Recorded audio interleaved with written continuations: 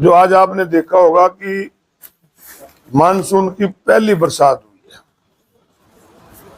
पूरा जून महीना बरसात नहीं हुई और आज पहली बरसात ने कुरुक्षेत्र में जो जल भराव हुआ, वो नगर परिषद के जो दावे हैं या सरकार जो दावे करती है कि हमने इतना पैसा कुरुक्षेत्र पे खर्च कर दिया, लगभग 5,000 करोड़ रुपए कहते हैं कि हमने पिछले 10 साल में थानेसर के अंदर लगाया, उसकी पोल आज आपके सामने आपने स्वयं देखी है कि पूरे शहर की कोई गली ऐसी नहीं है कि जहां पानी भरा ना हो। लोगों के घरों में पानी भर गया है, सीवरेज बैग मार रहे हैं, लोगों के घरों में पानी जा रहा है और उसका सीधा कारण है कि नगर परिषद की लापरवाही। सरकार की तरफ से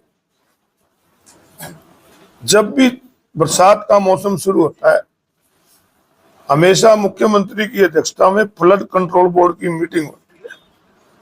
उसमें बकायदा सारे प्रोजेक्ट मंगाए जाते हैं हर डिस्ट्रिक्ट से कि किस डिस्ट्रिक्ट में बाढ़ के बचाव के लिए या बरसाती पानी के बचाव के लिए क्या क्या आपको जरूरत है, क्या क्या आपका प्लान है, क्या क्या ड्रेन की सफाई के लिए चाहिए, क्या क्या उनके बंद मजबूत करने के लिए चाहिए, क्या क्या नाले सफाई करने के लिए चाहिए और क्या क्या आपको पानी की निकासी के लिए।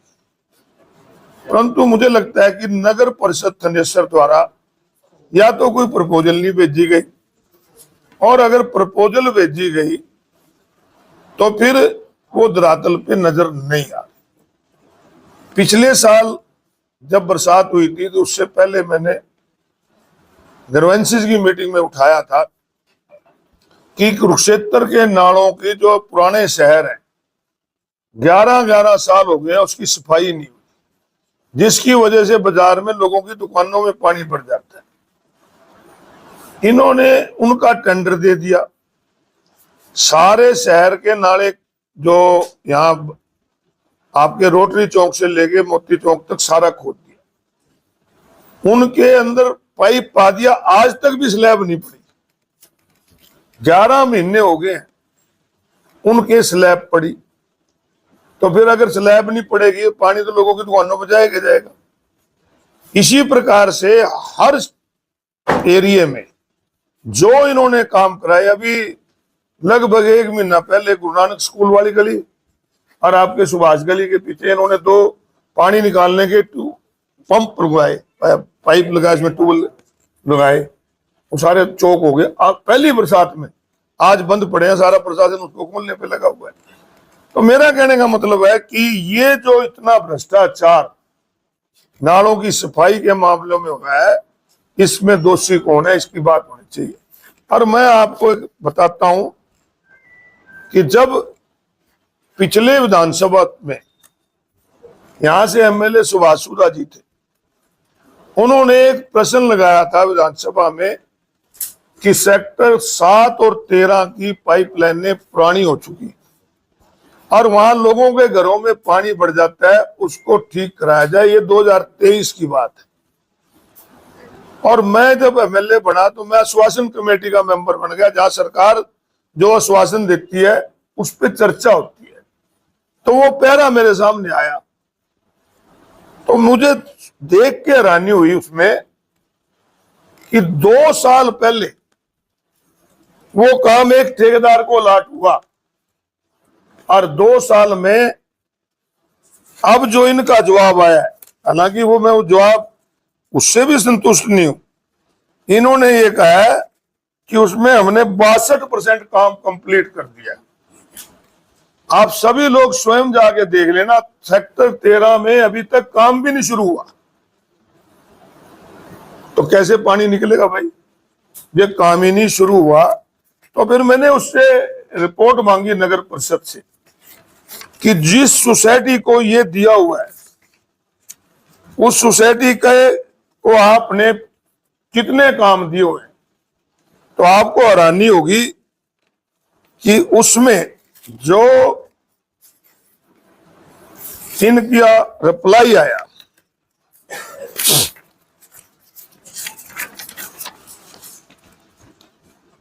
उस रिप्लाई में इन्होंने कहा कि हमने एजेंसी उक्त एजेंसी को 15,11,41,हजार के 27 कार्य दिए, और उस एजेंसी ने जो 27 कार्य दिए, आप ये देख लो कि किस प्रकार से ठेकेदारों को लाभ पहुंचे। ये वही एजेंसी है कि जिसने इनको लिख के दे दिया था कि मैं काम करने में सक्षम नहीं हूं, और फिर उसको काम दिया गया। अब इनको जो काम दिए गए ना, एक काम इनको दिया गया 25 लाख रुपए का 21/8/2024, यानी कि 2 सालों, work in progress not complete. फिर दिया गया एक और काम 25 लाख का 21/8/2024, वर्क इन प्रोग्रेस। एक काम दिया गया 13 लाख का 29/7 को, वर्क नॉट स्टार्ट। एक काम दिया गया 22/8/2024 को, वर्क नॉट स्टार्ट। एक काम दिया गया 7/1/25 को, वर्क इन प्रोग्रेस। फिर गया 25/11/2000, वर्क इन प्रोग्रेस। 12/12/2024 को एक काम दिया गया, work not start. 27/12/2024, work in progress. 27/12/2024, work in progress. 27/12/2024, work not start. 27/12/2024, work not start. 1/1/2025, work not start. 3/1/2025, work not start. 3/1/2025, work not start. मतलब पहले 27 जो काम दिए गए, जो 2 साल 1.5 साल पुराने हैं, उनमें से 14 पे काम नहीं शुरू किया और फिर काम दे दिए गए। एजेंसी का नाम है, एजेंसी का नाम है मेरा, अभी बताता हूँ, अग्रसेन कोऑपरेटिव सोसाइटी। तो किस प्रकार से ये तो एक एजेंसी का है, बाकी जो ठेकेदारों को काम है उसकी ये तो एक लिस्ट, क्योंकि वो एक आश्वासन समिति में उसका पैरा आ गया, मैंने उसकी डिटेल मांग ली। तो इस प्रकार जो बाकी एजेंसी हैं, अगर उनकी डिटेल मांगोगे तो शहर का पैसा आपको कितना हाउस टैक्स के रूप में आता है, आप कितने और अलग टैक्स अपने लाए हुए हैं, तो आखिर शहर का पैसा लगना चाहिए। परंतु शहर में पैसा आया और लगा नहीं, और यही कारण है कि आज पहली बरसात में पूरा शहर डूब। इसमें कौन दोषी है? हम मांग करते हैं कि उनके खिलाफ एक्शन लिया जाए। और एक ही एजेंसी को इतनी रियायत किस लिए दी जा रही है? जो खुद लिख के दे देते हैं मैं काम करने में सक्षम नहीं, और फिर उससे कराया जाता है। तो ये हालात एक है। सरकार, यहां तो नगर परिषद की ये हालत हो गई है कि आप जो मर्जी काम कराने चले जाओ, उनके खिलाफ कार्रवाई नहीं होती कोई। एक लेटर है मेरे पास, ये 2023 का है। यहाँ के अकाउंट्स ऑफिसर ने 6 एंट्रियां दी हैं कि जो 6 एंट्री उसमें दर्ज है ना, वो सारी फर्जी है, और आज तक उस पर कोई कार्रवाई नहीं। इसी प्रकार तनेसर नगर परिषद द्वारा यहां से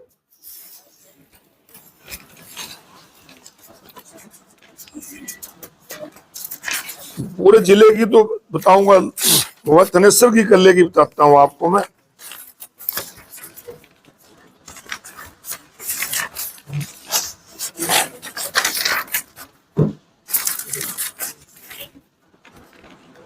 तनेसर नगर परिषद से इन्होंने 30 कॉलोनियां जो अनअप्रूव्ड है, उनको अप्रूव करने का प्रस्ताव सरकार को भेजा। यानी कि यहां नगर परिषद ने 30 कॉलोनियां जो अनअप्रूव्ड है, उनको अप्रूव करने का प्रस्ताव भेजा, जो कि director local body, urban local body का जो डिपार्टमेंट है, उनमें उन्होंने 8 मानी है। सिर्फ 22 ये कह दिया कि ये मापदंड पूरे नहीं करते। तो कितना कुरुक्षेत्र के लोगों के साथ ये धोखा कर रहे हैं। यहाँ के प्रॉपर्टी डीलरों को ये कह दिया जाता है कि तुम्हारी लोगों को प्लाट भेज देते हैं कि तुम्हारी कॉलोनी अप्रूव होगी, और उसका प्रस्ताव दिखा देते हैं कि ये तो पास हो गई है, और वहां अप्रूव नहीं होती। और वो तो ये पहले प्रस्ताव हुए हैं।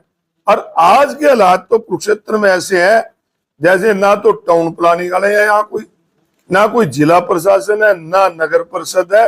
सारी कॉलोनियां किसी सड़क पे चले जाओ आप, नरकातारी रोड चले जाओ, अमीन रोड चले जाओ, सिलसिला रोड चले जाओ, आपका प्रतापगढ़ रोड चले जाओ, आपके पिपली में चले जाओ, सारी जगह अनऑथराइज कॉलोनियां कट रही है, कोई पूछने वाला नहीं।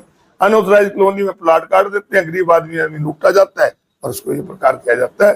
तो इस प्रकार के हालात आज कुरुक्षेत्र के अंदर बने हुए हैं। और यहां तो ये हालात है कि बिना टेंडर के भी आपके ये मेला ग्राउंड है जो ये पीछे ये स्वामी ज्ञानानंद जी के आश्रम के सामने, यहां जब भी कोई वो लगता है ना, कोई कथा होनी हो, कोई कैंप लगना हो, तो बिना टेंडर के मिट्टी का ठेका देते हैं, मिट्टी गिरती नहीं और पैसे खा जाते हैं। इस प्रकार के हालात हैं, करोड़ों रुपए इस प्रकार के खाते हैं। तो हम तो मांग करेंगे सरकार से, और मैंने तो उस दिन जो नगर हमारी आश्वासन समिति की मीटिंग थी उसमें कुरुक्षेत्र के उपायुक्त को भी, डीएमसी को भी हमने वहां बुलाया था, और कमेटी ने कहा है कि अगली बार सारी रिपोर्ट लेके आओ। तो हम तो चाहेंगे कि पूरे नगर परिषद थनेसर की, जिस प्रकार से आपने देखा नहीं पंचकुला के अंदर एफडी नगर जो नगर निगम है उसकी एफडी को मैच्योर करके प्रॉपर्टी में लगा दिया। तो हम चाहेंगे सारी इंक्वायरी विजिलेंस से इसकी हो, ताकि ये पता लगे कि कितना यहाँ पर हो रहा है, लोग भुगत रहे हैं। आज लोगों के हमारे पे फोन आते हैं कि मेरे घर में पानी पड़ गया, मेरी गली में पानी पड़ गया। अब आपको दिखाते हैं कितने ही मैसेज हैं, कह जी हमारे घर आके देख लो, हमारी गली आके देख लो। अब कहाँ देखें, क्योंकि ये काम तो करते नहीं कुछ। ये हालात आज थनेसर में है। हम प्रयास कर रहे हैं, कोशिश पूरी कर रहे हैं हम कि सरकार के आगे उठाए। हर प्लेटफार्म पे हमें विधानसभा मिलती है, विधानसभा की कमेटियां मिलती हैं, ग्रीवेंसी कमेटी होती है। अब पिछले दिनों ब्रह्म सरोवर में पानी का क्या हालत था, तो खुद हमने उठाई, डीसी को आदेश हुआ, आज कुछ तो सुधार हुआ, हम लगे हुए हैं।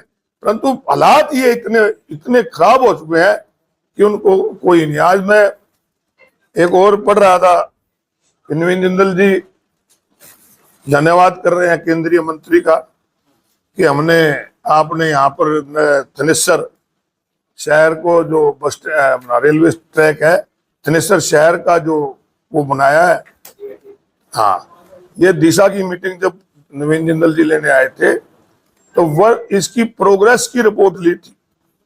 तो उन्होंने कहा था कि ये जो प्रोग्रेस रिपोर्ट है इसमें थोड़े टाइम में हम चालू कर देंगे। तो मैंने वहां कहा कि यहाँ पर थनेसर शहर का स्टेशन होता था, वो तो बना ही नहीं।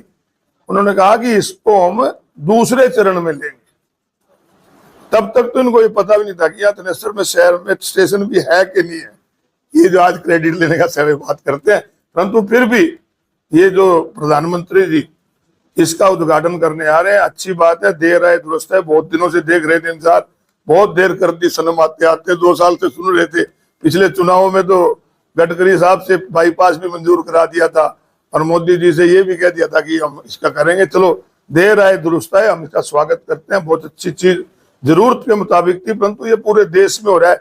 कोई इसको व्यक्तिगत क्रेडिट लेना कि हमने करा रहे, सारे देश में फाटक रहित हो रहा है। परंतु ये काम अच्छा हुआ है, स्वागत योग्य है, और प्रधानमंत्री जी उसका कर रहे हैं तो अच्छी बात। सर, नगर परिषद में पिछले 2 साल से सुनते आ रहे हैं कि दलाल है, इतना बड़ा घोटाला हुआ है, पकड़े गए। नगर परिषद के दलाल अभी तक नहीं पकड़े गए, 2 साल होने वाले। जब सुभाषुरा जी मंत्री थे, उन्होंने नगर परिषद का निरीक्षण किया था और उन्होंने ही कहा था कि नगर परिषद में दलाल है। मैं नाम बताऊंगा, आज तक बताया नहीं, तो उनसे पूछो, मैंने तो कहा। पिछले दिनों नगर परिषद में एक नेता ने काफी आमंत्रण किया,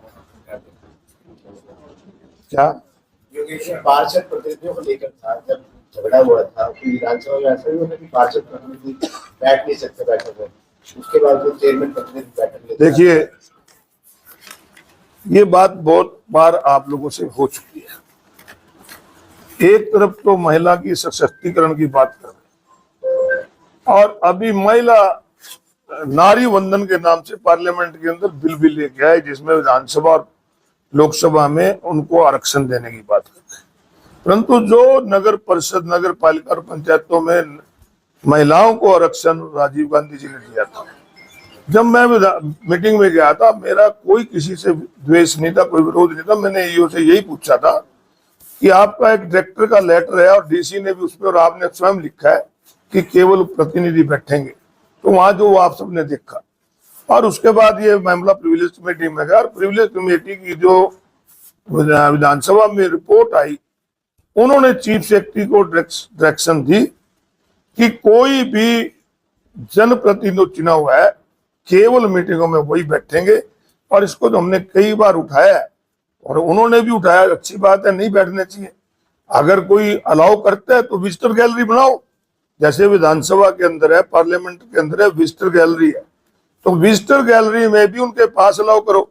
अब मुझे कह रहा था ईओ कह जी अब तो अलाउ कर दिए सारे, तो मैंने कहा भी फिर ठीक है, सारों को अलाउ करोगे तो सारा शहर जाकर बैठ जाएगा, कैसे बिठाओगे?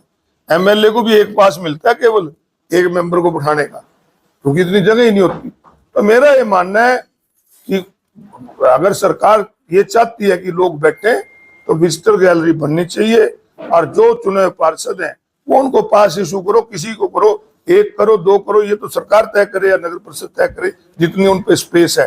परंतु जहां तक मीटिंग में की कार्रवाई में हिस्सा लेने की बात है, वो केवल चुने हुए प्रतिनिधि कर सकते हैं, दूसरा कोई नहीं कर सकता।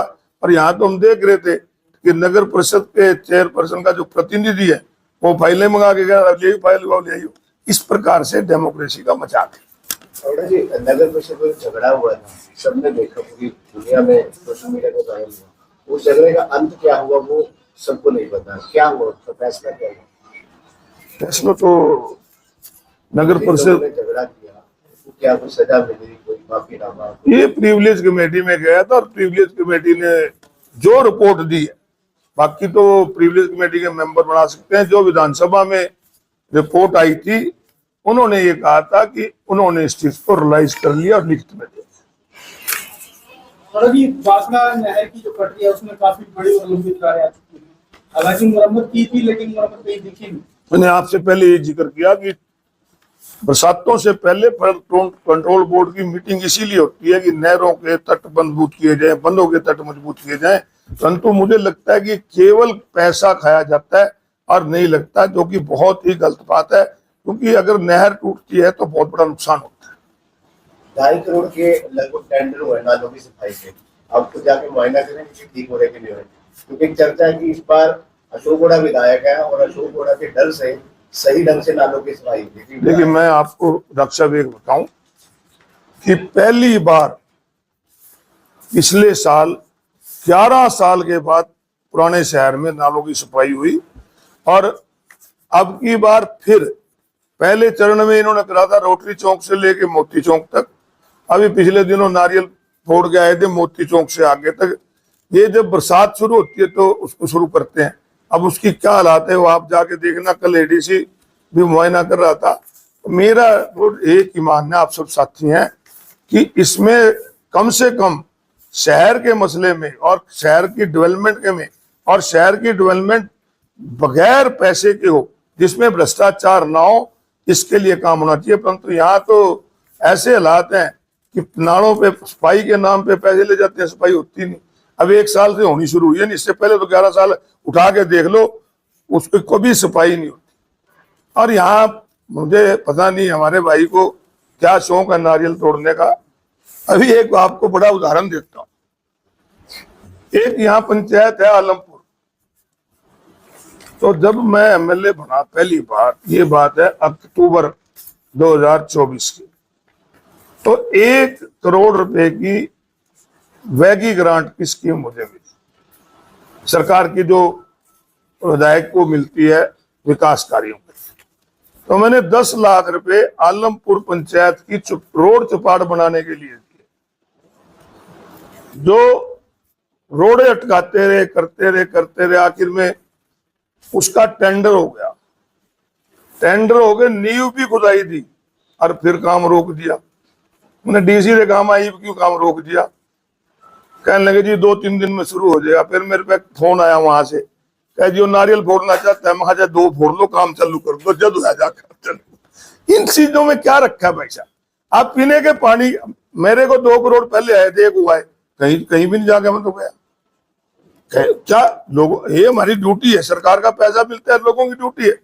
कोई भी जनप्रतिनिधि होता है, एमसी हो, एमएलए हो, एमपी हो, उनको पब्लिक बनाती है, उनके प्रति उनकी ड्यूटी है, किसी पे एहसान नहीं। आज कोई गली बनाए या सड़क बनवाए या एलिवेटेड बनाए, ये किसी पब्लिक पे हम एहसान नहीं करते, ये ड्यूटी है हमारी, तो हमारी ड्यूटी को निभाना चाहिए, हम वो करना। जी पता था कि बारिश आने वाली है और मानसून आने वाला है, फिर भी जो नालों के क्षेत्र में